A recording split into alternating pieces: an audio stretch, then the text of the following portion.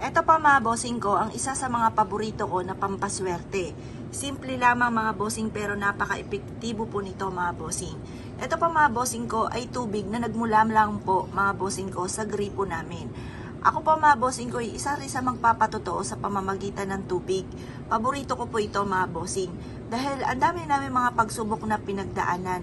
Naglagay lang po ako mga bossing ko ng tubig sa ilalim ng aming higaan mga bossing ko.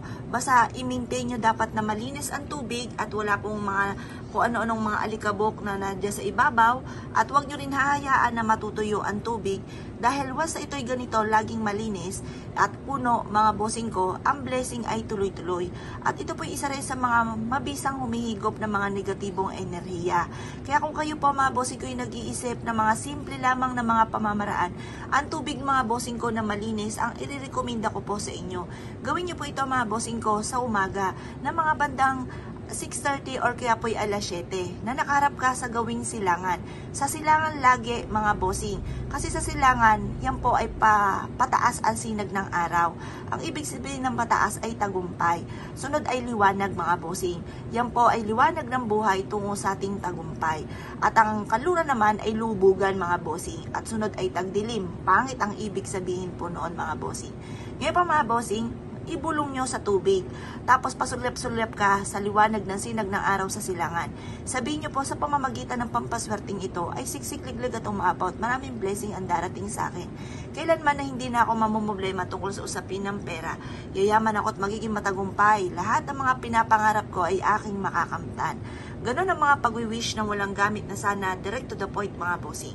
At pagkatapos po niyan mga bossing ko, ibilad nyo ito sa sinag ng araw hanggang alas 8 ng umaga. Makalipas ang alas 8 ng umaga mga bossing ko, ay kunin nyo po ito. Ilagay nyo po ito mga bossing ko sa ilalim ng inyong higaan. I-maintain ang kalinisan at dapat lagi siyang puno at malinis mga bossing.